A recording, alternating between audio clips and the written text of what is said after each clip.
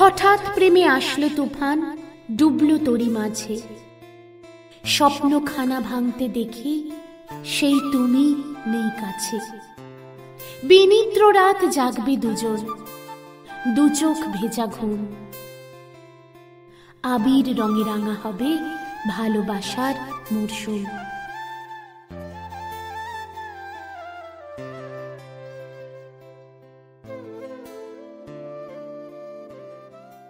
নমস্কার ভালোবাসার মরশুমের বন্ধুরা, কেমন আছো সকলে? আশা করি ভালোই আছো। আজ শুক্রবার আর সময় রাত্রি 8টা। তার মানেই তোমাদের প্রিয় চ্যানেল ভালোবাসার মরশুমে আরও একটা নতুন ভালোবাসার গল্প আসার দিন। তাই আমরাও আর অপেক্ষা করি কি করে বলো, চলে এলাম চটপট।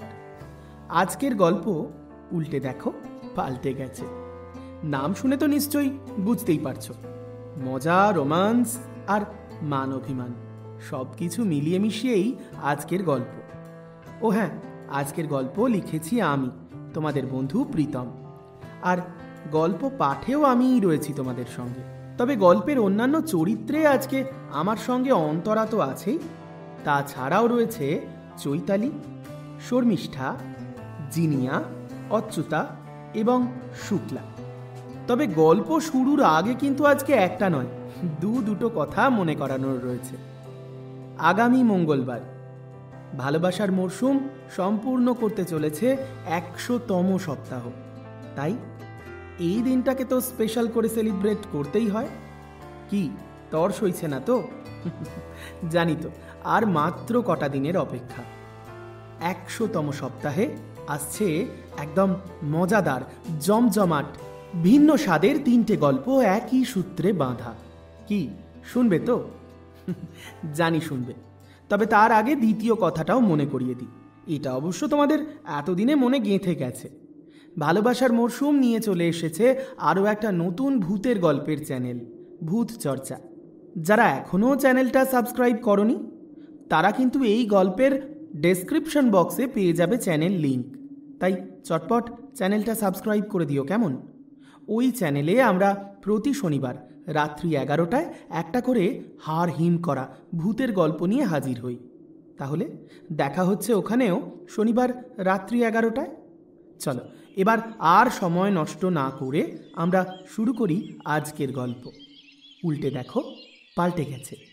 রূপা, কি করছিস বলতো সারাদিন ধরে? সে কখন সকালবেলা এসেছি এই বাড়িতে, অথচ তোর দেখা একবারও পেলাম না। সেই সকাল থেকে মায়ের মুখে শুনছি তুই নাকি ইউনিভার্সিটি যাবি না, তোর নাকি কিসব ফাইল রেডি করতে হবে। কি করিস বলতো এত? কি আর করব বল দিদি, আসলে পিএইচডির পেপার সাবমিশনটা খুব কাছে চলে এসেছে রে। এখন এই সমস্ত ফাইলপত্র রেডি করা, প্রেজেন্টেশন তৈরি করা অনেক কাজ, বুঝলি? সত্যি বাবু, তুই সারাদিন এভাবে কাটাস কি করে রে? আমাদের তো সংসার সামলাতে সামলাতে গল্পের বই পড়া অবধি সময় পাই না। ভাগ্যিস আমাকে তোর মতো সংসার করতে হয় না, সেজন্যই তো পড়াশোনাটা চালিয়ে যেতে পারছি। আর যদি তোর মতো আমাকে সংসার গোছাতে হতো তাহলে আমার দ্বারা কি আর এইসব ডক্টরেট হতো রে? সে বাপু তুই যাই বলিস, সঠিক বয়সে সঠিক কাজটা করে নিতে হয়, না হলে পরে দেরি হয়ে যাবে। উফ দিদি, হ্যাঁ রে, তুই কি আজকে শ্বশুরবাড়ি থেকে আমাকে এইসব জ্ঞান দিবি বলে এসেছিস? তাহলে জেনে রাখ, আমার হাতে আজকে জ্ঞান শোনার মতো একদম সময় নেই, তুই অন্যদিন আয়। ও, তাড়িয়ে দিচ্ছিস? তবে শুনে রাখ, এটা কিন্তু আমার বাপের বাড়ি। আমি যেদিন খুশি আসব, যখন খুশি আসব, যতদিন ইচ্ছে হয় ততদিনই থাকবো। থাক মা, তুই থাক, আমি বরং বেরিয়ে যাই। ওরে বাবা, তোকে আমি এই বাড়িতে আসতে বারণ করিনি। আমি বললাম আজকে এসে আমাকে যে জ্ঞানগুলো দিচ্ছিস সেগুলো অন্য কোনো দিন দিস, সময় করে শুনবো। বলিস তো খানিকটা পপকর্ন আর কোল্ড ড্রিঙ্কস নিয়ে সোফায় বসে আরাম করে শুনবো। তবে তার আগে আমার এই কনফারেন্সের পেপার সাবমিশন এগুলো মিটে যায়, ঠিক আছে? যাচ্ছে তাই একবারে। এই শোন, আমি তোর ঘরে এমনি এমনি আসিনি, কাজেই এসেছি। হ্যাঁ তো বলে ফেল, কি ধান্দা? ধান্দা? ছি, এ আবার কি কথা রূপা? মা খেতে ডাকছে, আজ শিলা দিদি আসেনি, ঘর অবধি কেউ খাবার দিয়ে যাওয়ার নেই। শিলা দিদি আসেনি তো কি হয়েছে, নন্দা দিদি তো এসেছে, তাকে দিয়েই পাঠিয়ে দিতে পারতো, আমাকে খামোখা নামতে হতো না। এই কানমোলা খাবি কিন্তু। আমি তোকে ঘর অবধি খাবার দিতে আসবো? কেন রে, আমি কি তোদের বাড়ির কাজের লোক? ও, এই বেলা তোদের বাড়ি হয়ে গেল। একটু আগেই যে বলছিলি এটা নাকি তোর বাপের বাড়ি। তা বাপের বাড়িতে নিজের বোনকে এক থালা ভাত নিচ থেকে উপরে দিয়ে যেতে কি খুব কষ্ট হয়? যা খুশি তাই কর, মা ডেকে পাঠালো তাই ডাকতে এলাম। না এলে পেটে গামছা বেঁধে বস থাক, খেতে হবে না দুপুরবেলা। আমার আর ভালো লাগে না বাপু। উফ, আর রাগ দেখাতে হবে না তোকে। চল চল, যাচ্ছি। গল্পের শুরুতেই আজ এদের দুজনের সঙ্গে পরিচয়টা আপনাদের করিয়ে দিই। ওরা দুই বোন, শ্রীরূপা আর নন্দা। শ্রীরূপা ছোট, নন্দা বড়। নন্দার বিয়ে হয়ে গেছে প্রায় বছর 7-8 আগে। নন্দা অবশ্য খুব বেশি পড়াশোনা করার সুযোগ পায়নি। বলা ভালো, নন্দা পড়াশোনা করতে খুব একটা আগ্রহীও ছিল তেমনটা নয়। যখন বাবা মারা যান তার আগে বেশ কিছুদিন উনি অসুস্থ ছিলেন। সেই সময় নন্দা সবেমাত্র বছর 20 মেয়ে। বাবা হয়তো বুঝতে পেরেছিলেন তার আয়ু বেশি দিন নেই, তাই চলে যাওয়ার আগে অন্তত একটা মেয়ের বিয়ে দিয়ে যেতে পারলে খানিকটা নিশ্চিন্ত হবেন। সেই মতো চিন্তাভাবনা করেই সরকারি চাকুরিজীবী সমরেশের সঙ্গে দেখাশোনা করে বিয়েটা দিয়ে গিয়েছিলেন। তবে ওর বোন শ্রীরূপা তখন সবেমাত্র বছর 17-18 কিশোরী। সদ্য উচ্চ মাধ্যমিক পাশ করে গ্র্যাজুয়েশনে ভর্তি হয়েছে ফিজিওলজি অনার্স নিয়ে। পড়াশোনায় ভালো, সম্ভাবনাময় মেয়ে। বাবার দূরদৃষ্টি বলে এই মেয়ে নিশ্চয়ই কেরিয়ারে উন্নতি করবে। তাই দীর্ঘদিনের লেখাপড়ার যাবতীয় খরচ খরচার ব্যবস্থা করে গিয়েছিলেন তখন থেকেই। তাই ওদের মা মাধবীলতা দেবীকে শ্রীরূপার পড়াশোনা বা নন্দার বিয়ে নিয়ে খুব একটা ঝক্কি ঝামেলা পোয়াতে হয়নি। তবে শ্রীরূপার পড়াশোনার কেরিয়ারের বেশিরভাগ সময়টাই বাবা ছিলেন না, তাই ওর উত্তরোত্তর উন্নতিটা দেখে যেতে পারেননি মানুষটা। কিন্তু এই যাত্রাপথে মা ছিল ওর একমাত্র সঙ্গী। বিএসসিতে ফার্স্ট ক্লাস ফার্স্ট, এমএসসিতেও ফার্স্ট ক্লাস ফার্স্ট হওয়ার পর নেট পরীক্ষায় উত্তীর্ণ হয়ে আপাতত বছর 26-এর শ্রীরূপা জেনেটিক্সে ডক্টরেট করছে। ছোট থেকে ওর ওই এক অভ্যাস, সারাদিন বই মুখে করে বসে থাকে। এখনও সেই স্বভাব বদলায়নি। সারাদিন ল্যাপটপ, ফাইল আর বই, এই 3টে জিনিসকে সঙ্গী করে দোতলার নিজের ঘরে নিশ্চুপ সারাটা দিন কাটিয়ে দেয়। আর বাড়ির বাইরে যাতায়াত বলতে শুধুই ইউনিভার্সিটি, সেমিনার, ক্লাস, থিসিস নিয়ে আলোচনা, এসব কারণেই ইউনিভার্সিটি রেগুলার যাতায়াত। এর বাইরে জীবনে আর কোনো বৈচিত্র্যই নেই শ্রীরূপার। তবে হ্যাঁ, গ্র্যাজুয়েশন চলাকালীন স্নেহাংশুর সঙ্গে তৈরি হয়েছে একটা সম্পর্ক। সে কথা অবশ্য অনেক পরে জানতে পেরেছেন মাধবীলতা দেবী। এমএসসি শেষ হয়ে যাওয়ার পর যখন ছেলেটি বিদেশে চলে যাচ্ছে, তখন বেশ কিছুদিন মন খারাপ হয়ে গিয়েছিল শ্রীরূপার। সেই সময় প্রথমবার ওর এই সম্পর্কের কথা জানতে পারেন। এমনিতে চাপা স্বভাবের মেয়ে, তাই কখনো মাকে নিজের সম্পর্কের বিষয়ে কিছুই বলেনি সেভাবে।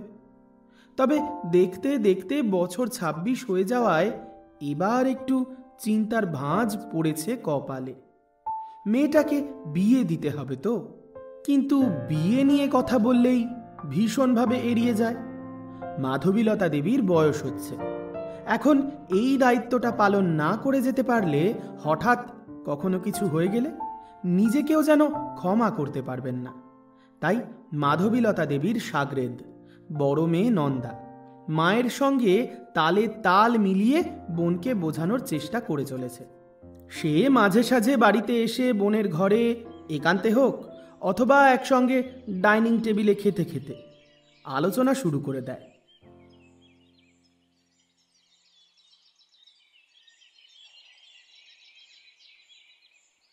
বুঝলি নন্দা, একটু সমরেশকে বলে আমার ডাক্তারের অ্যাপয়েন্টমেন্টটা করে দিস তো।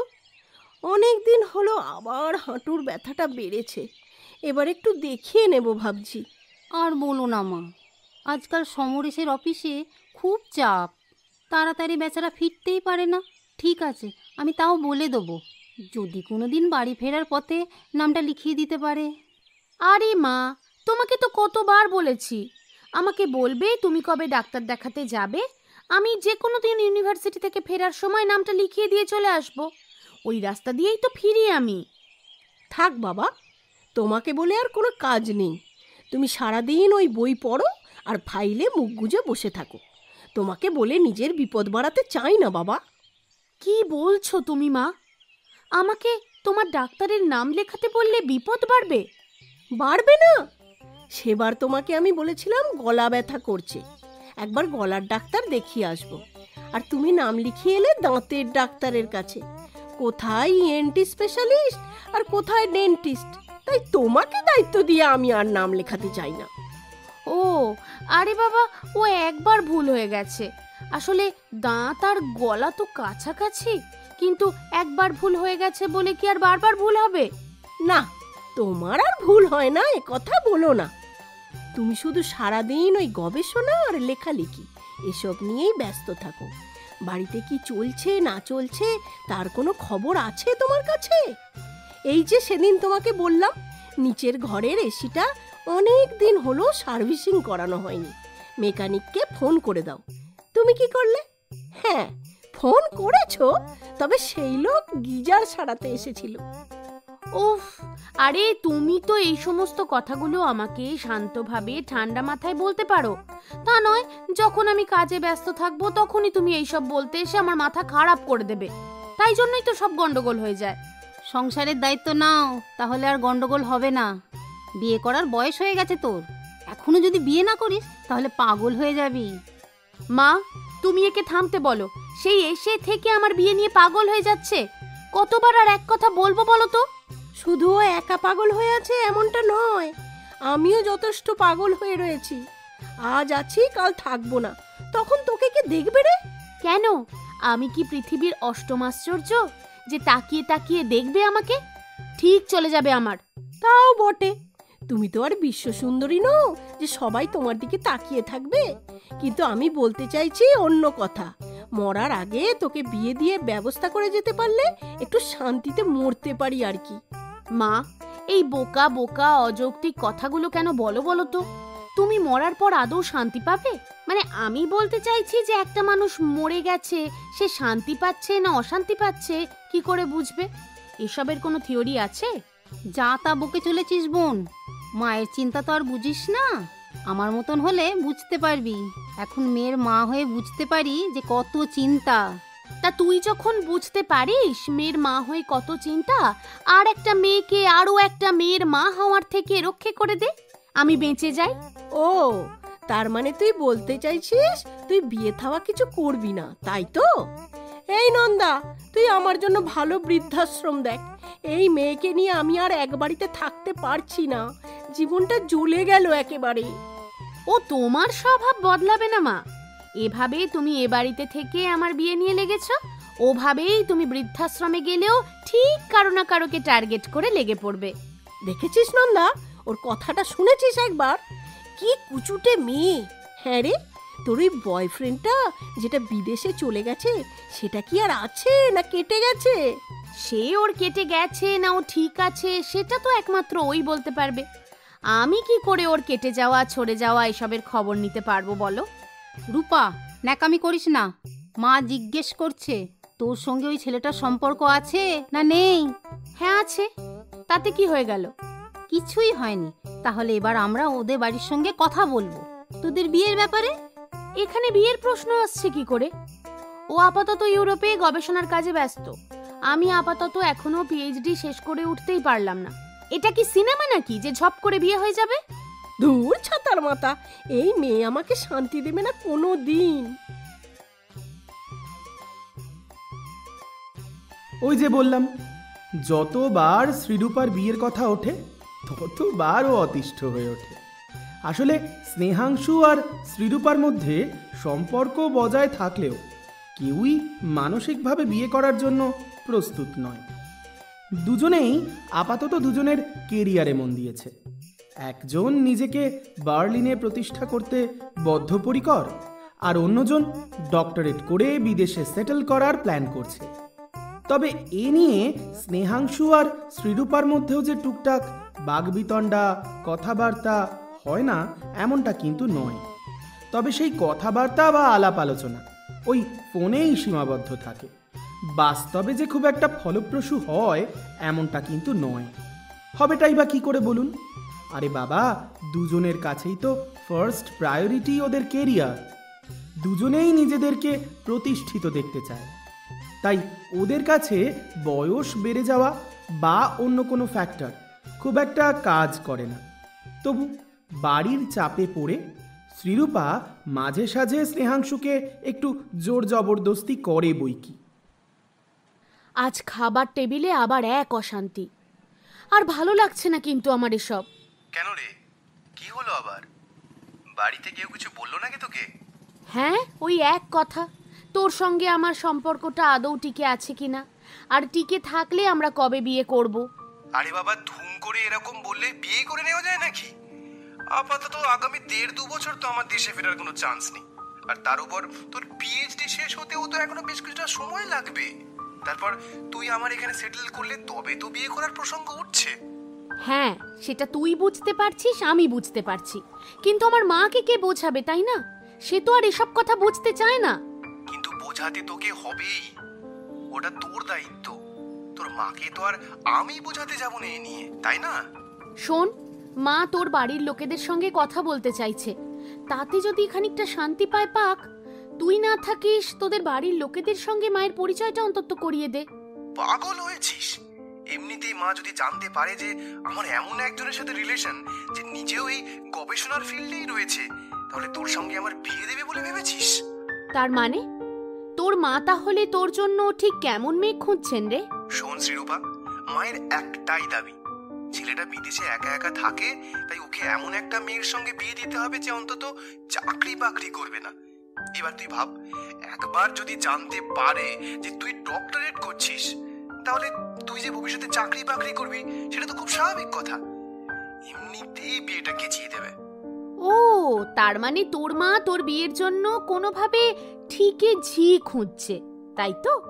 সেটা আগে বললেই পারতিস, খামোখা সময় নষ্ট করতাম না। শুন, আমার কথা শুন, আমি তোকে তাই বলিনি, কিন্তু আমি বলতে চাইছি যে আমার মা ক্যারিয়ারের এস্টাবলিশড বিশাল শিক্ষিত এমন মেয়ে এক্সপেক্ট করে না। হ্যাঁ, এডুকেটেড হতে হবে, কিন্তু সেটার জন্য ডক্টরেট নয়।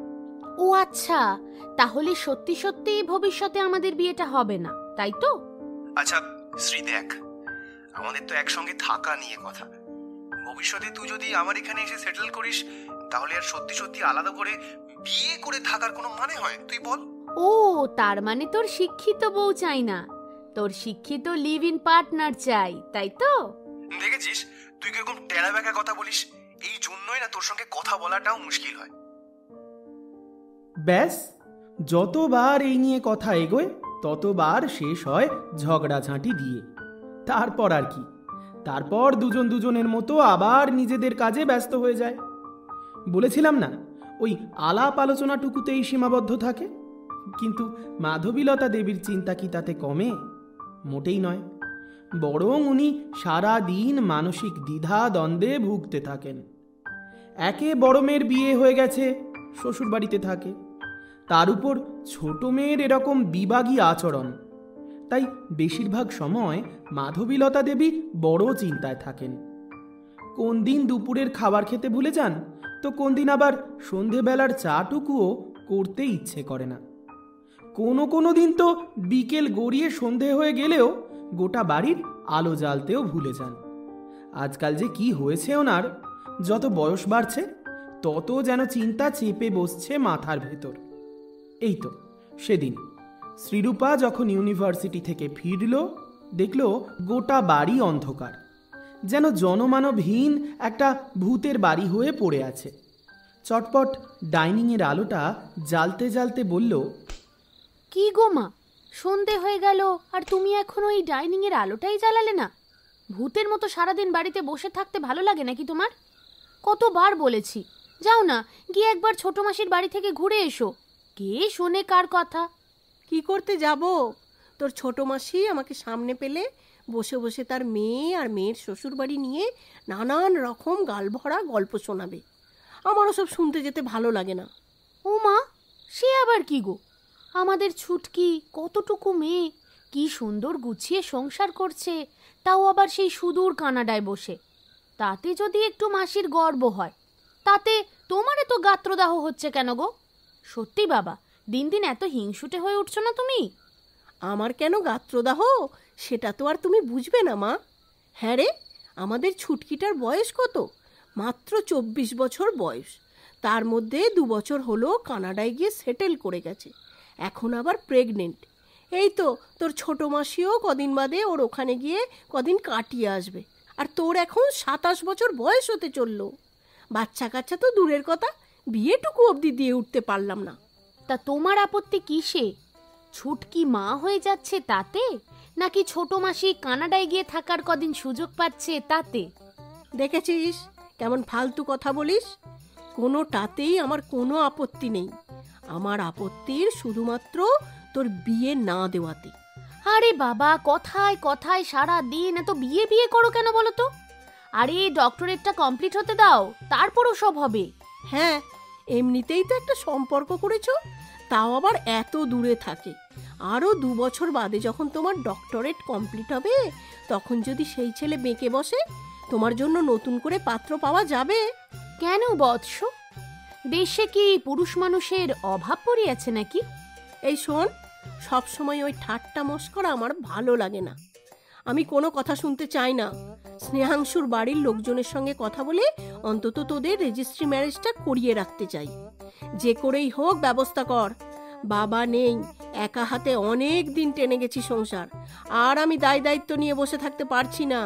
তা এবার কি সংসার টানার দায়িত্ব স্নেহাংশু এসে নেবে, আর তুমি তাতে নিশ্চিন্ত হয়ে যাবে? আমি তাই বলিনি মোটেই রূপা। আমি বলতে চেয়েছি যে তাতে আমি একটু নিশ্চিন্ত হতে পারবো। ব্যাস, আবার গেল মেজাজ গরম হয়ে। উঠতে বসতে চলতে ফিরতে খেতে ঘুমোতে যদি একই কথা শুনে যেতে হয়, তাহলে কার মেজাজটাই বা ঠিক থাকে বলুন তো? আর এর এফেক্ট কার উপর সরাসরি পড়ে জানেন? কার উপর আবার? স্নেহাংশুর উপর। যতবার মা বিয়ে নিয়ে কথা বলে, ততবার শ্রীরূপা বাধ্য হয়ে স্নেহাংশুকেও একই বিষয় নিয়ে ঘ্যান ঘ্যান করতে থাকে।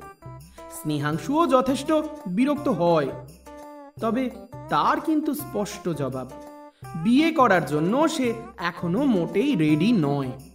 আসলে সত্যি বলতে কি, একটা ডিস্টেন্স রিলেশনশিপে থেকে খানিকটা দূরত্ব হয়তো তৈরি হয়েছে ওদের, কিন্তু তার আগেও ওদের যে খুব একটা আঁটোসাঁটো ব্যাপার ছিল তেমনটা কিন্তু নয়।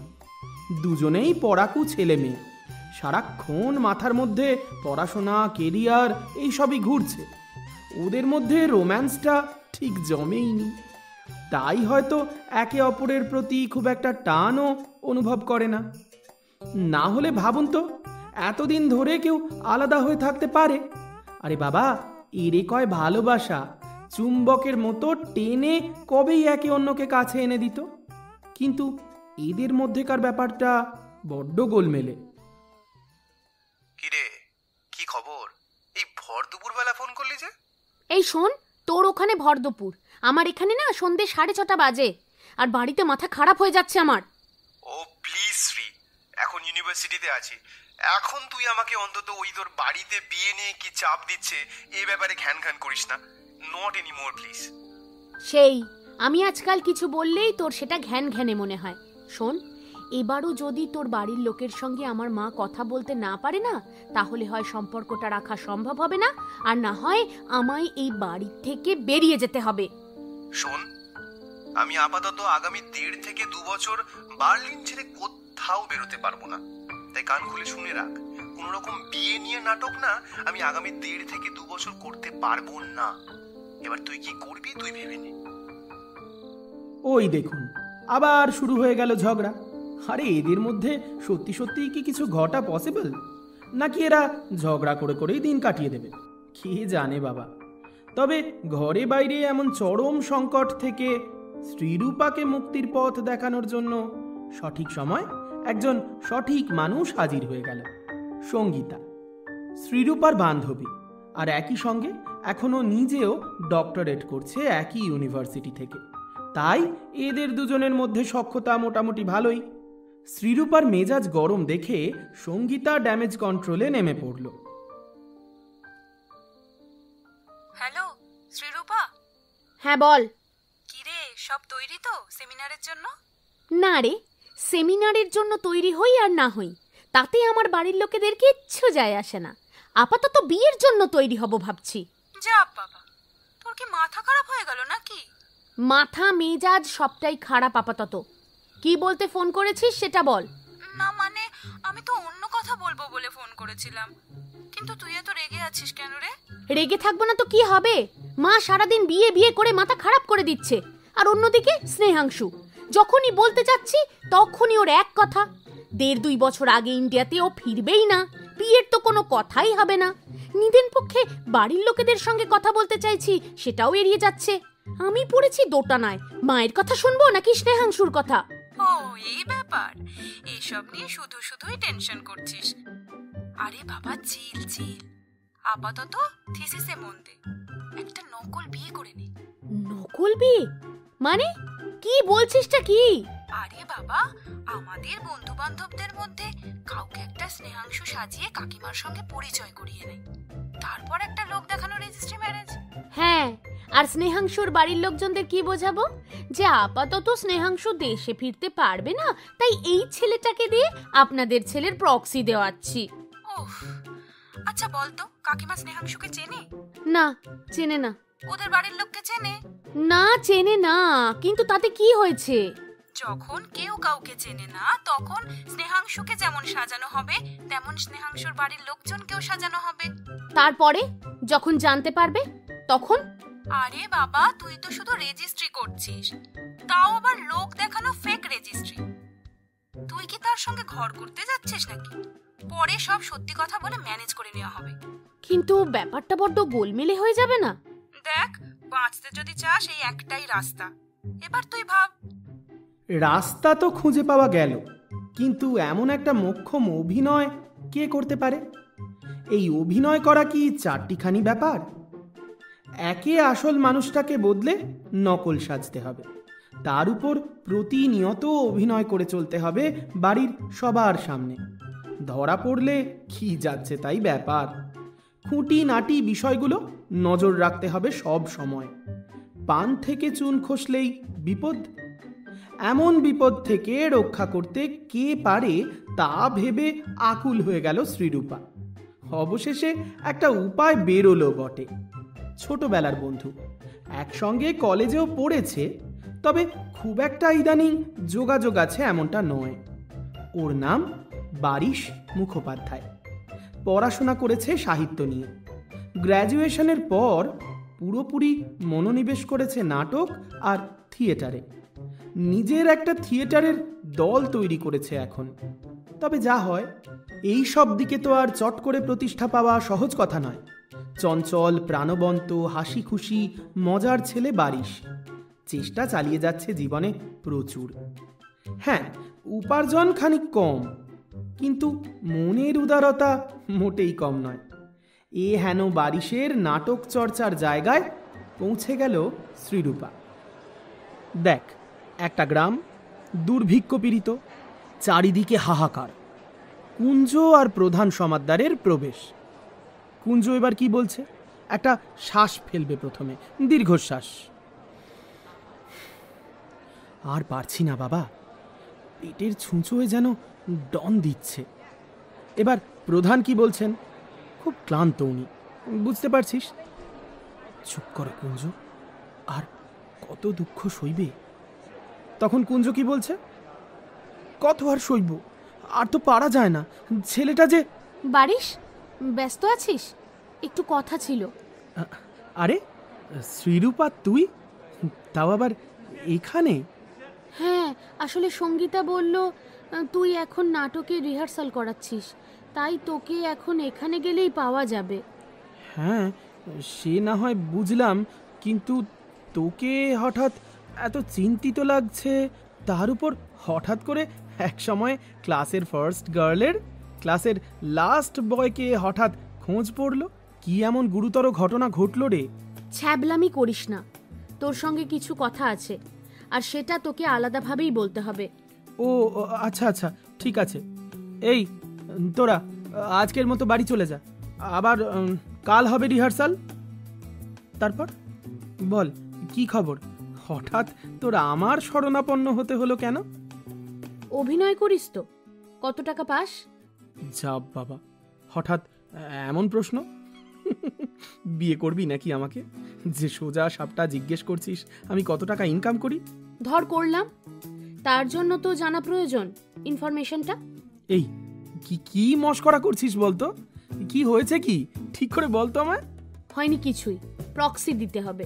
প্রক্সি মানে অভিনয় এক প্রকার।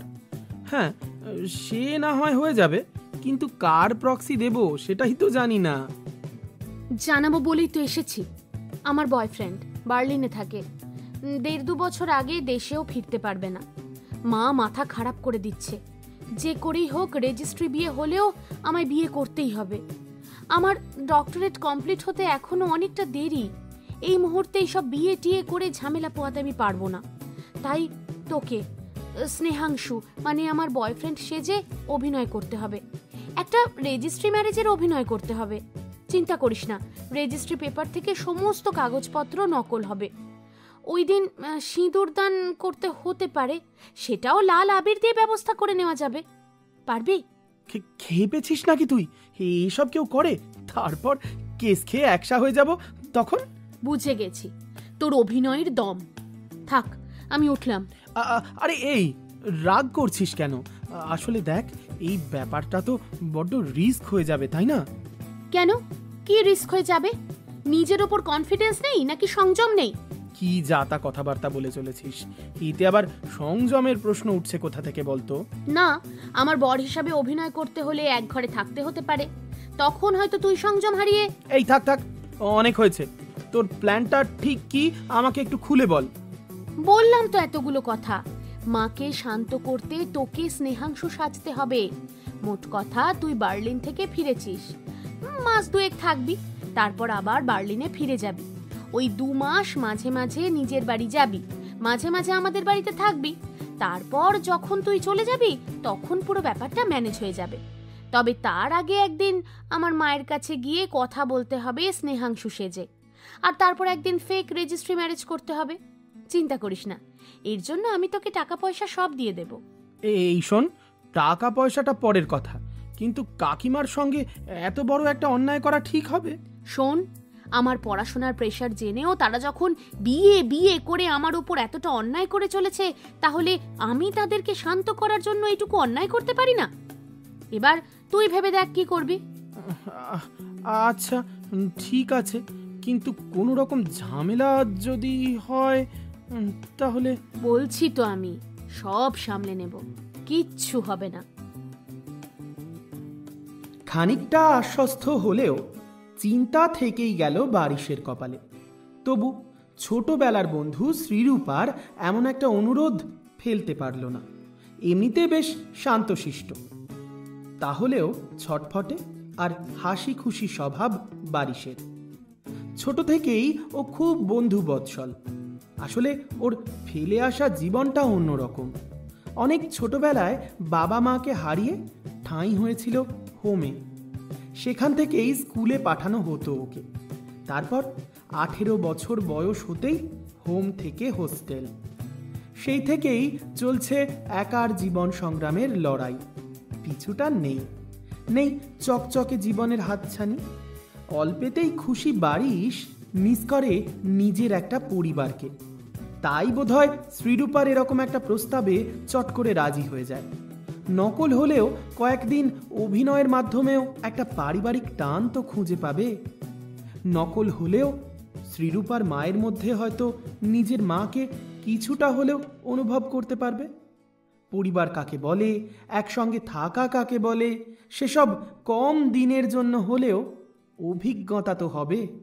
তবে তার আগে অবশ্যই দেখা করতে হবে শ্রীরূপার মায়ের সঙ্গে। এই যে মা, এবার শান্তি তো তোমার? নিয়ে এসেছি স্নেহাংশুকে, নাও এবার তোমার ইচ্ছে মতো সব কথা বলে নাও। আরে আরে, এসো বাবা এসো, বসো। তা কবে ফিরলে? আমি কোথা থেকে কাকিমা? আমি তো আরে বাবা, মা বার্লিন থেকে ফেরার কথা বলছে। ও হ্যাঁ হ্যাঁ, আসলে এই তো একটু আগেই ফিরেছি। একটু আগে? ও আচ্ছা আচ্ছা, তাহলে তো অনেকটা রাস্তা এসেছো বাবা, কিছুই খাওয়া হয়নি? হ্যাঁ, একদম কিচ্ছু খাওয়া হয়নি। জেট ল্যাগ শুরু হয়ে গেছে, দেখুন না। ঘুম পাচ্ছে। ওভার অ্যাক্টিং করিস না। বার্লিন আর আমাদের এখানকার সময়ের পার্থক্য মাত্র 3.5 ঘন্টা। তাতে কারোর জেট ল্যাগ হয় না। কি রে, তোরা কি বিড়বিড় করছিস বলতো? দাঁড়াও বাবা, তুমি বসো, আমি তোমার জন্য একটু খাবার দেওয়ার ব্যবস্থা করি। না না কাকিমা, সেসব কিচ্ছু লাগবে না। ও আমি এক্ষুনি চলে যাব তো। ও মা, তাই বললে হয় নাকি? আজ তুমি প্রথমবার আমাদের বাড়িতে এলে, আর খালি মুখে তোমাকে যেতে দেবো আমি? তোমার পুরো নামটা তো জানা হলো না বাবা। ও, আমার নাম স্নেহাংশু মুখোপাধ্যায়। ও, তোমরা মুখোপাধ্যায়? আমি তো শুনেছিলাম তোমাদের টাইটেলটা সেন। ও হ্যাঁ হ্যাঁ কাকিমা, সেনই ছিল। আসলে হয়েছে কি, বাবা গত হয়েছেন, তারপর আমার টাইটেল মুখোপাধ্যায় হয়ে গেছে। কেলেঙ্কারি। ও মা, এমন আবার হয় নাকি? কি জানি বাবা। হয় কাকিমা, আমি আমার মায়ের বাড়ির টাইটেল ব্যবহার করছি। হ্যাঁ হ্যাঁ, হয়তো হয় হয় হয়। ও আচ্ছা আচ্ছা, তা হবে হয়তো। তোমরা একটু কথা বলো নিজেদের মধ্যে, আমি আসছি এক্ষুনি। প্রস্তুতি ছাড়া অভিনয় খানিকটা কাঁচা তো হবেই, সেটাই তো স্বাভাবিক বলুন। তাই এটা সেটা গন্ডগোল হলো ঠিকই, তবে শ্রীরূপা ম্যানেজ করে নিয়েছে। কিন্তু ম্যানেজ করলে কি হবে, বদরাগী শ্রীরূপা বাড়ি থেকে বেরোতেই চেপে ধরলো বারিশকে। কি ছড়ানটাই না ছড়ালি। অত ওভার অ্যাক্টিং করতে কে বলেছিল তোকে? এই, আমি কি এমন বলেছি রে? কি বলুনি চাঁদু? কে বলেছিল স্নেহাংশুর পদবী মুখোপাধ্যায়, ওর টাইটেল সেন? দিলি তো ছড়িয়ে। যা বাবা, আমি কি করে জানতাম? আমি তো শুধু নামটাই জেনেছি, আমি নিজের পদবি বসিয়ে দিয়েছি। বেশ করেছো। আর কে বলেছিল বলতে যে তুই এইমাত্র বাড়ি ফিরলি? আর যদি এইমাত্র ফিরলি, তাতে তোর সঙ্গে লাগেজপত্র কোথায়? কোনো সেন্স নেই তোর, না? এই, তুই কিন্তু খামোখা রাগ করছিস। তোর তো আমায় আগে থেকে বলে দেওয়া উচিত ছিল যে বার্লিন থেকে আমি সরাসরি কোথায় ফিরলাম, তারপর লাগেজ কোথায় রাখলাম, তারপর কখন তোদের বাড়ি যাচ্ছি, তারপর বার্লিনের সঙ্গে ভারতের সময়ের পার্থক্য কত, জেটল্যাগ হয় কি হয় না। ও, তোর সাথে না কথা বলে সময় নষ্ট করতে পারবো না এখন। তুই এক কাজ কর, তুই আজ বাড়ি চলে যা। যেদিন ওই রেজিস্ট্রি ম্যারেজের নাটকটা হবে সেদিন আবার চলে আসবি। আর হ্যাঁ শোন, দাঁত বের করে না সেদিন আবার জামা প্যান্ট পরে চলে আসিস না। ওমা, জামা প্যান্ট ছাড়া আসবো? এই, তুই কি জন্মগত ন্যাকা? না না, পরে ন্যাকামির কোর্স করেছিস? কেন, কি হয়েছে? আরে বাবা, ওই দিন তোকে পাঞ্জাবি পাজামা পরে আসতে বলছি। আর যদি সম্ভব হয় ধুতি পাঞ্জাবি পরে আসবি। ধুতি পাঞ্জাবি? ও আচ্ছা আচ্ছা, বুঝেছি। অবশেষে নকল বিয়ের দিন আসন্ন। ধুতি পাঞ্জাবিতে সেজে বর হিসেবে এসে হাজির হয়েছে বারিশ। না, মোটের ওপর দেখতে মন্দ লাগছে না। একে থিয়েটার অভিনেতা, তার উপর এসব ছদ্মবেশ নেওয়ার ভালোই অভিজ্ঞতা আছে। তবে আজকে নিজেকে বড্ড বেমানান লাগছে শ্রীরূপার। সারাদিন জিন্স টি শার্ট এসব পরে থাকা মেয়েটা হঠাৎ করে লাল বেনারসি, গয়নাগাটি, মালা চন্দন এসবে সেজে বসেছে। বেশ অস্বস্তিও অনুভব করছে, কিন্তু তবু করতেই হবে এসব। বিশ্বাসযোগ্যতা অর্জন করতে হবে তো মায়ের সামনে। তাছাড়া সঙ্গীতা এবং অন্যান্য বন্ধুরা মিলে ব্যবস্থা করেছে নকল রেজিস্টার, নকল রেজিস্ট্রি পেপার, সব কিছুর। এমনকি ধর্মতলা থেকে 2 আমেরিকান ডায়মন্ডের রিং অবধি কিনে নিয়ে আসা হয়েছে। ওমা, নকল বিয়ে হবে, নকল আংটি বদল হবে না? ঠিকঠাক করে সাইন করিস স্নেহাংশু, এটাকে আবার অটোগ্রাফ ভেবে বসিস না। হ্যাঁ ভাই, এরপরেই কিন্তু মালা বদল করতে হবে। তোরা মালা বদলের জন্য রজনীগন্ধা পেলি না? শেষে কিনা এই গাঁদার মালা নিয়ে এলি? আরে আন্টি, চাপ নিচ্ছ কেন? শাস্ত্রে তো আর কোনো স্পেসিফিক মালার কথা বলা নেই। রজনীগন্ধা হোক বা গাঁদা, কি যায় আসে? তোদের সব উদ্ভট ব্যাপার স্যাপার আমি বুঝি না। ও কাকিমা, তুমি এত চাপ নিচ্ছ কেন? ঠিকঠাক হচ্ছে তো বলো সবকিছু? হ্যাঁ কাকিমা, চিল। এই, ওই লাল আবিরটা নিয়ে এসেছিস তো? হ্যাঁ রে ভাই, চাপ নিস না, এনেছি। নাও নাও, এবার সিঁদুর দান করতে হবে তো। কেউ যেন বুঝতে না পারে এটা আবির, কেমন? আরে চাপ নিস না, after all it's a part of acting. আরে এই, তোরা কি গুজগুজ ফুসফুস করছিস? পড়া সিঁদুরটা। হ্যাঁ হ্যাঁ, তাড়াতাড়ি তাড়াতাড়ি। এ সবাই হাততালি দে রে, হাততালি দে, হাততালি দে। আরে দে দে দে, হাততালি দে, হাততালি দে। সত্যি মা, ওদের দুজনকে একসঙ্গে কি ভালো মানিয়েছে বলো। সত্যি ওদের দুজনকে খুব সুন্দর মানিয়েছে। নকল বিয়েটা তো হয়ে গেল, এমনকি চুক্তি অনুযায়ী আপাতত আগামী 1.5-2 মাস বারিশ শ্রীরূপাদের বাড়িতেই থাকবে। সবার সামনে স্বামী স্ত্রী হিসেবে অভিনয় করেও যাবে ওরা। পরিবর্তে মায়ের রোজকার ঘ্যানঘ্যানানি থেকে মুক্তি। যাতে সবাই সন্দেহ না করে, তাই একই ঘরে থাকবে আগামী বেশ কিছুদিন ওরা। খুব সিম্পল ব্যাপার। শ্রীরূপা ঘুমোবে খাটে আর বারিশ সোফায়। বন্ধ দরজার আড়ালে কে কোথায় ঘুমোচ্ছে সেটা কে আর দেখতে যাচ্ছে বলুন তো? তবে এখানে ব্যাপার স্যাপার খানিকটা উল্টো হচ্ছে। মানে বারিশ বন্ধ দরজার আড়ালে শ্রীরূপার সঙ্গে কতটা অভিনয় জমিয়ে উঠতে পারছে জানে না, কিন্তু বন্ধ দরজার বাইরে শ্রীরূপার মা মাধবীলতা দেবীর সঙ্গে মোটেই অভিনয় করতে পারছে না বারিশ, বরং নিজের মায়ের মতোই তার সঙ্গে একটা আলাদা ইকুয়েশন তৈরি করে ফেলেছে। ওদিকে মাধবীলতা দেবীও বেশ জমে গেছেন তার নকল জামাইয়ের সঙ্গে। এ কি রে স্নেহ, সকাল সকাল তুই রান্নাঘরে কি করছিস? আর তোকে এত সকালে ডাকলোটাই বা কে? নিশ্চয়ই সকালবেলা উঠেই রূপাটা পড়াশোনা করতে বসে গেছে আর তোকেও তুলে দিয়েছে। নেহি আন্টিজি নেহি, আমি তো সকালবেলা ওঠার অভ্যাস সেই কবে থেকেই দেখেছি। তাই আজকে ভাবলাম আমি নিজেই এসে চা বানাই। আফটার অল আজ তোমাদের বাড়িতে আমার প্রথম দিন বলে কথা। বাবা, হ্যাঁ রে, এতকাল তো শুনে এসেছি মেয়েরা শ্বশুর বাড়িতে গিয়ে প্রথম দিন রান্না করে খাইয়ে শ্বশুর শাশুড়িকে খুশি করার চেষ্টা করে। এখানে তো পুরো উল্টো কেস। তবে শাশুড়ি মা, উল্টে দেখো, পাল্টে গেছে। এখন থেকে আমি তোমাদের বাড়িতে থাকলে তোমাদের কোনো সমস্যা নেই তো? মানে আপত্তির কিছু নেই তো? ধুর খেপা, আপত্তি থাকবে কেন রে? এটা তো আমাদের বাড়ি, মানে তোরও বাড়ি। যতদিন খুশি তুই এখানেই থাকবি। ঠিক আছে, তাহলে আজ দুপুরে একসঙ্গে একটা সিনেমা দেখতে যাওয়া ফিক্স করা যায় নাকি? আমি বাবু যেতে রাজি আছি। তোর বউকে জিজ্ঞাসা কর। তোর বউ তো সারাদিন ওই থিসিস রিসার্চ ওইসব নিয়েই বসে থাকে। এ আদৌ যাবে কিনা কে জানে। সাহস করে একটা ব্ল্যাক কফি নিয়ে প্রস্তাবটা দিতে চলে গেল শ্রীরূপার কাছে। যদিও তখনও শ্রীরূপার ঘুম ভাঙেনি, তবে কফির কাপ হাতে নিয়ে বারিশকে দেখে বিছানার উপর খানিকটা সতর্ক হয়ে বসলো শ্রীরূপা। কিরে, গুড মর্নিং। ঘুম হলো একটুও? সারা রাত তো দেখলাম ল্যাপটপে মুখ গুঁজে বসে রইলি। ঘুমলি কখন? এই তো ভোরবেলা 5টা নাগাদ ঘুমিয়ে গেছি। কটা বাজে রে? এখন 8:30 বাজে। আর একটু ঘুমিয়ে নে না নাকি? না না, ইউনিভার্সিটি বেরোতে হবে তো, ঘুমোলে হবে না। ঠিক আছে, নে এটা খেয়ে নে। ও মা, তুই আবার আমার জন্য ব্ল্যাক কফি করে আনলি কেন? আরে বাবা, মা তো করে আনতো। রোজ রোজ কাকিমাকে সকালবেলা ওই নিচ থেকে উপরে উঠে আসতে হয় শুধুমাত্র তোকে এই ব্ল্যাক কফি দেওয়ার জন্য। পারে বল? বয়স হচ্ছে না? ও, তার মানে তোকে নালিশ করাও হয়ে গেছে? ওফ মা না। আরে ধুর বাবা, কাকিমা আমাকে কিছুই বলেননি, আমি তো এমনি বললাম।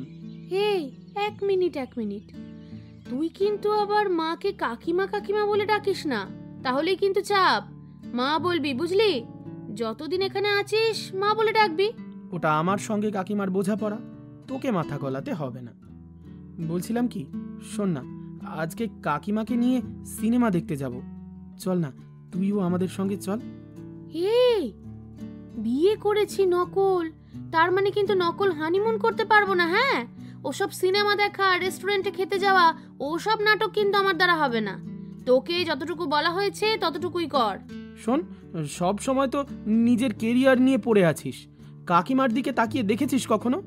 কাকিমা কি চায়, কাকিমার সময় কি করে কাটে, কাকিমার কিসে ভালো লাগে, কিসে খারাপ লাগে? ও এসব তো দেখার জন্য তুই রইলি। আপাতত রেহাই দে বাপ। ইউনিভার্সিটি বেরোতে হবে, রেডি হব। ঘর থেকে বেরো এক্ষুনি। আস্তে আস্তে বারিশ কিন্তু হয়ে উঠল এই বাড়ির এনার্জি সোর্স। নকল জামাইয়ের নকল শাশুড়ি মা যেমন বারিশের উপর অগাধ ভরসা করে, ঠিক তেমনই আজকাল বারিশের কেয়ার টেয়ারের সঙ্গে অভ্যস্ত হয়ে পড়েছে শ্রীরূপা। অভিনয় করতে করতে কখন যেন কেয়ারটা সত্যি বলে মনে হচ্ছে। আসলে বারিশ ছেলেটা তো এমনই। কিরে, কখন ফিরবি বাড়ি? বাবা, হঠাৎ তুই আমার বাড়ি ফেরা নিয়ে কনসার্ন দেখাচ্ছিস? প্রেমে পড়ে গেলি নাকি আমার? যদি পড়ি, পড়তে দিবি? দেখিস, সাবধান করে দিচ্ছি, তুই কিন্তু আমার নকল বর।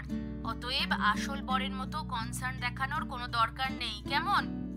হ্যাঁ, বাই দ্য ওয়ে, আমার ফিরতে আজকে একটু দেরিই হবে, কারণ একটা সেমিনার আছে। আচ্ছা আচ্ছা, বুঝেছি। লাঞ্চ করেছিস? হ্যাঁ, করেছি। ঠান্ডা হয়ে গেছিল বল লুচিগুলো? তরকারিটা ভালো হয়েছিল? হ্যাঁ, ভালোই তো হয়েছিল। আর তাছাড়া এতক্ষণ থাকার পর লুচি ঠান্ডা হবে, সেটাই তো খুব স্বাভাবিক। ঠিক আছে, আপাতত ক্লাস কর, আমি রাখি।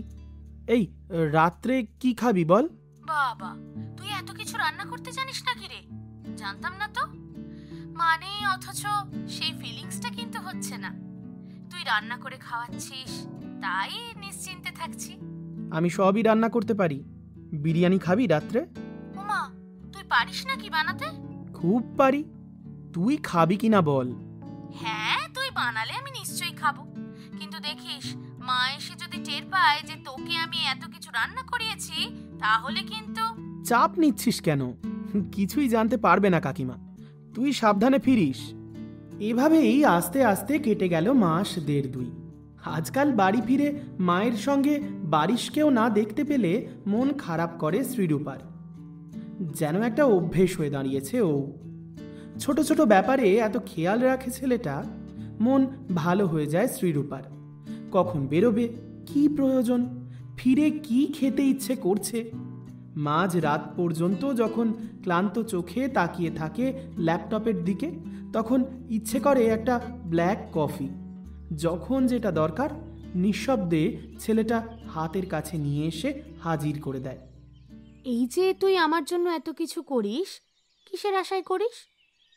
জানিস তো একদিন তোকে চলে যেতে হবে। এই যে একটা সম্পর্কের অভ্যেস, এই যে একটা প্রতিদিনের নিয়মে করা জীবন, এসব অভ্যস্ত হয়ে যাচ্ছে। পরে কি করবি? পরে আবার যেরকম পুরনো অভ্যেস ছিল সেই জীবনে ফিরে যাব। যতদিন তুই চাইবি ততদিন অভিনয়টুকুই সম্ভব। সত্যি বাবা, তুই আশ্চর্য ছেলে। কি পাস এসব করে? তাহলে কাকিমাকে সব সত্যি কথা বলে চলে যাব বলছিস, তাই তো? এই না না না, তা কেন হবে? তাহলে আমি চাপে পড়ে যাব। আর তো মাত্র কটা দিন, তারপর তো আর এসব করতে হবে না বল। তখন আর কি, আমি মন দিয়ে আবার নাটকের দল করব, আর তুই বিদেশে আসল স্নেহাংশুর সঙ্গে আসল বিয়ে করে মজায় দিন কাটাবি। কাকিমারও বেশ গর্ব হবে সেদিন তোকে নিয়ে। হ্যাঁ রে, সবই ঠিক আছে, কিন্তু মা যেদিন সত্যিটা জানতে পারবে সেদিন যে কি হবে সেটাই ভাবছি। তুই চিন্তা করিস না, অভিনয়টা যখন আমি করেছি তখন বাস্তবটাও না হয় আমিই বুঝিয়ে বলবো। তোকে যত দেখছি তত অবাক হচ্ছি বারিশ। এরপর একদিন শ্রীরূপা গেছে ইউনিভার্সিটিতে। বারিশ রোজকার মতো মাধবীলতা দেবীর সঙ্গে ঠাট্টা মজা করে সময় কাটাচ্ছে। হঠাৎ কলিং বেলের আওয়াজ। স্নেহাংশু, বাবা যা না, গিয়ে একটু দরজাটা খুলে দিয়ে আয়। আমি তো কড়াইয়ে তেল বসিয়েছি, তেলটা পুড়ে যাবে বাবা। হ্যাঁ হ্যাঁ আন্টি, যাচ্ছি, তুমি চিন্তা করো না, আমি দেখছি। মনে হয় কোনো ডেলিভারি পার্সন এসেছে। দেখো, তোমার মেয়ের আবার নিশ্চয়ই কোনো বই ডেলিভারি এসছে অনলাইনে। এই, তোকে কতবার না বলেছি আমাকে আন্টি বলবি না? ওরে, আমি তোর শাশুড়ি মা হই, মা বলে ডাক না রে হতচ্ছাড়া। হ্যাঁ বাবা হ্যাঁ, ওই হলো। দাঁড়াও তো, দেখি কে এসেছে। বারিশ দরজা খুলতেই এক দীর্ঘদেহী মহিষাসুর সুলভ চেহারা নিয়ে দাঁড়িয়ে থাকা ভদ্রলোককে দেখতে পেল। স্নেহাংশু।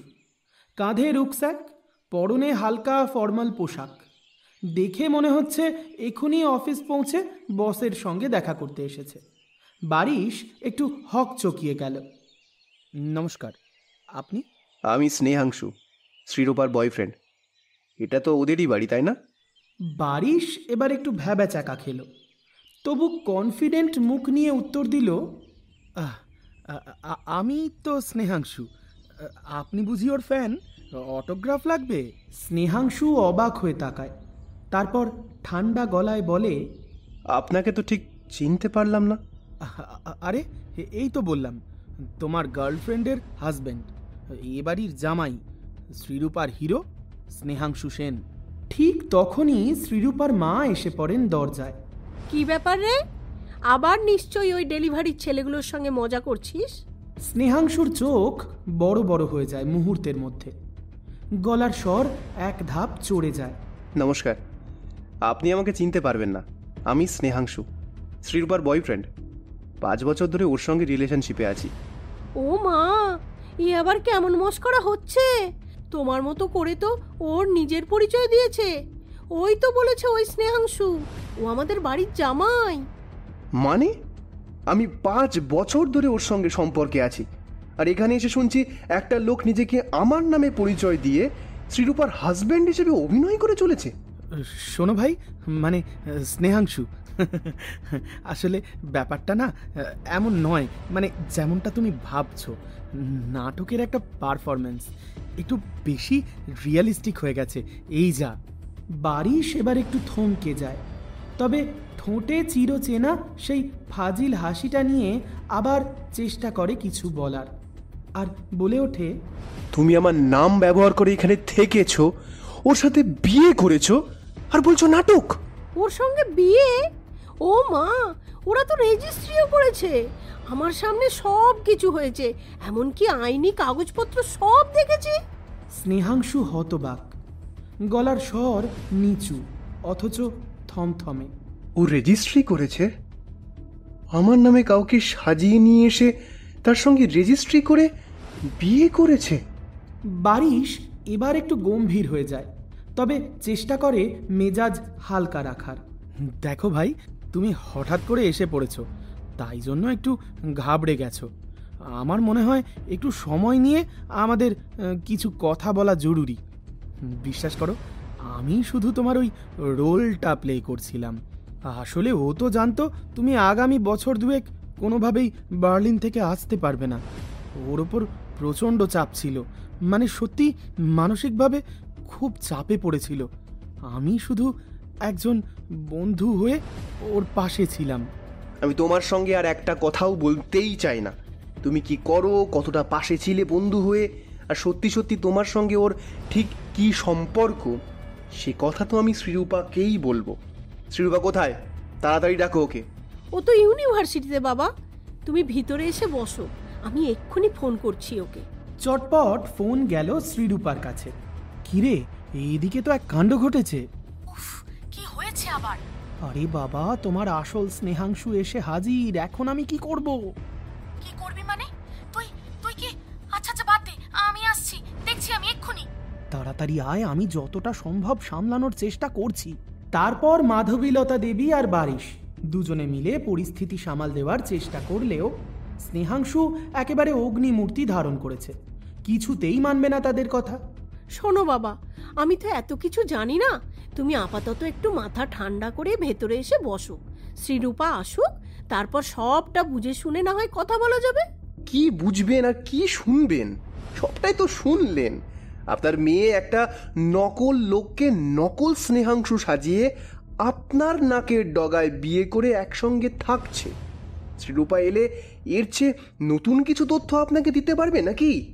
দেখুন, আমার নামটা নকল হতে পারে, কিন্তু তাই বলে আমি মানুষটা কিন্তু নকল নই। হ্যাঁ, আর শ্রীরূপা সেই সময় সমস্যায় পড়েছিল, তাই আমি আপনার রোলে একটু অভিনয় করে গেছি, ব্যাস, এর চেয়ে বেশি কিছু নয়। দেখো বাবা, আমি বুঝতে পারছি কোনো না কোনো ভুল বুঝাবুঝি হয়েছে, কিন্তু তা তো আর শ্রীরূপা না আসা পর্যন্ত ঠিক করে বুঝে ওঠা সম্ভব নয়। ওর আসতেও তো কিছুক্ষণ সময় লাগবে বাবা। তুমি কতক্ষণ এই লনে অপেক্ষা করবে বলো? ভিতরে এসো। শুনুন, আপনাদের বাড়ির ভিতরে ঢুকে আতিথেয়তা গ্রহণ করার কোনো রুচি আমার নেই। আপনার মেয়েকে দেখেই আপনাদের চরিত্র বোঝা যায়। ভিতরে ডেকে নিয়ে কিভাবে ফাঁসিয়ে দেবেন আপনাদের কি বিশ্বাস করা যায় নাকি? এসব তুমি কি বলছো বাবা? আমি তোমার মায়ের মতো। শুনুন, আপনি আমার মায়ের মতো বলে আমার মাকে অপমান করবেন না প্লিজ। আমার মা হলে তার মেয়েকে এরকম শিক্ষা দিত না। এই শুনুন, আপনি কিন্তু আন্টিকে অনেকক্ষণ ধরে অযথা অপমান করছেন। সবটা শুনেছেন, জেনেছেন, তারপরেও আপনি আন্টিকে যা নয় তাই বলে যাচ্ছেন। এসব কোন ভদ্রলোকের কাজ? হ্যাঁ, লুক মিস্টার, আপনার কাছে আমি ভদ্রতা অভদ্রতা এসবের জ্ঞান নিতে চাই না। হ্যাঁ, আর তাছাড়া এসব করে আপনার ঠিক কি লাভ বলুন তো? নিশ্চয়ই টাকা পয়সার লোভ না? হ্যাঁ, আপনি আমাকে যত খুশি যা খুশি বলে অপমান করুন, তাতে সত্যিই আমার কিছু যায় আসে না। কিন্তু কাকিমার মতো মানুষকে আপনি যা নয় তাই বলে অপমান করতে পারেন না। তবে অল্প কিছুক্ষণের মধ্যেই সিনে এন্ট্রি হলো শ্রীরূপার। তখন আবারও শুরু হলো অগ্নুৎপাত। রূপা, এসব কি শুনছি আমি? তোকে এতটা পড়াশোনা করিয়ে বড় করেছি, আর তার রেজাল্ট পাচ্ছি এই? আজ আমার দরজায় এক অজানা অচেনা ছেলে এসে দাঁড়িয়ে বলছে যে তুই তাকে ঠকিয়েছিস। আর তুই শুধু তাকেই নয়, সঙ্গে আমাকেও ঠকিয়েছিস।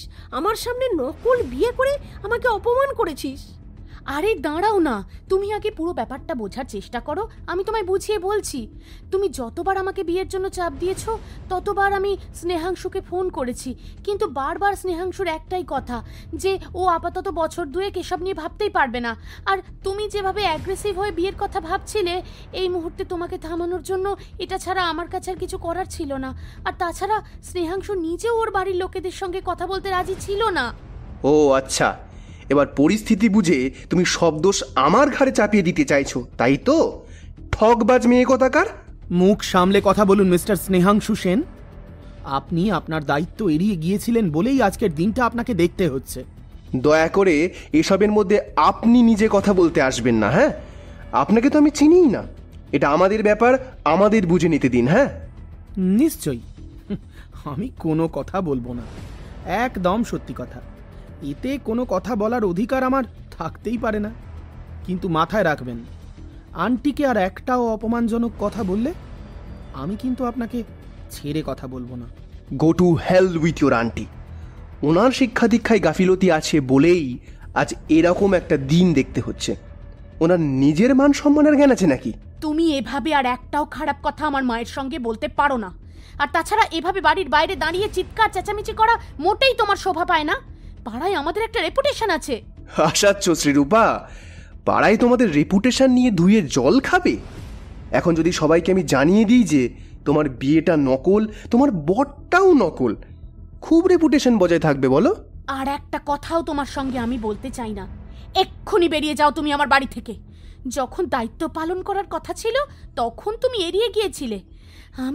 আমি আর তোমার সঙ্গে একটা কথাও বলতে চাই না। ব্যাস, এবার কি হবে? দুধ কা দুধ, পানি কা পানি হয়ে গেল। মাধবীলতা দেবী ধরে ফেললেন এতদিনের চলে আসা অভিনয়। আশাহত হলেন বইকি। যে ছেলেটাকে জামাই ভেবে নিজের ছেলের মতো স্নেহ যত্ন করে কাছে টেনে নিয়েছিলেন, সেই ছেলেটার প্রতি মায়া থেকে হঠাৎ করেই কষ্টটা বেড়ে গেল। তবে রাগ হলো বেশি নিজের মেয়ের প্রতি। নিজের মেয়ে হয়ে এভাবে ঠকালো। বারিশ তো পরের ছেলে, তার থেকে কোনো কিছু আশা করাই ভুল। এবার সময় শেষ, ফিরে যেতে হবে বারিশকে, আবার পুরনো জীবনে। শখের সংসার খেলা হয়ে গেছে। আজ হঠাৎ করেই বুকের ভেতরটা কেমন যেন ফাঁকা হয়ে আসছে বারিশের। তবে সামনে প্রকাশ না করলেও মনের ভেতরটা কেমন যেন চাপা কষ্টে ভরে যাচ্ছে শ্রীরূপার। তবে কি অভিনয় করতে করতে সত্যিই ওরা নিজেদেরকে ভালোবেসে ফেলল? নিজের জামা কাপড় সব কিছু গুছিয়ে নিতে দোতলার ঘরে চলে এলো। আসার দিন নিয়ে আসা ট্রলিটায় সব কিছু ভাঁজ করে করে ভরতে থাকলো ও।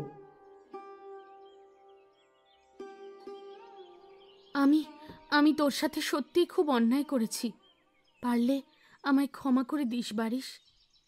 ও মা, হঠাৎ তুই রিগ্রেট করছিস কেন এভাবে?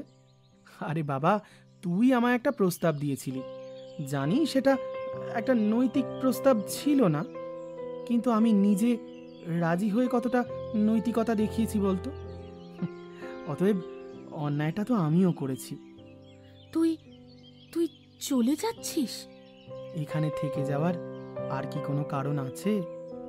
তোর মন খারাপ হবে না? যদি বলি হবে, তাহলে কি তুই থাকতে দিবি? যদি বলি দেব, তাহলে কি তুই থেকে যাবি? পাগলামি করিস না আর। কাকিমা রেগে আছেন, আমি তাড়াতাড়ি পালাই। কথা ঘোরাচ্ছিস কেন? কই না তো। সত্যি সত্যি বলতো, ভালোবেসে ফেলিসনি আমায়? কেন? তোকে ভালোবাসার কোনো কোনো কারণ আছে নাকি? নাকি আমার কোনো অধিকার আছে সেসবের? আমি যদি তোকে বলি আমি তোকে ভালোবেসে ফেলেছি, বিশ্বাস করবি? কি বলছিস এসব?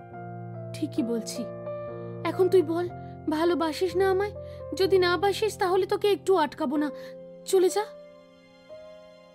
ট্রলিটা গোছাতে গোছাতেও হাতটা থেমে গেল। খানিকটা থ হয়ে দাঁড়িয়ে রইল অনেকক্ষণ। চোখের কোণটা চিকচিক করে উঠছে, তবে মনের উপর চেপে বসা পাথরটা যেন আস্তে আস্তে সরে যাচ্ছে।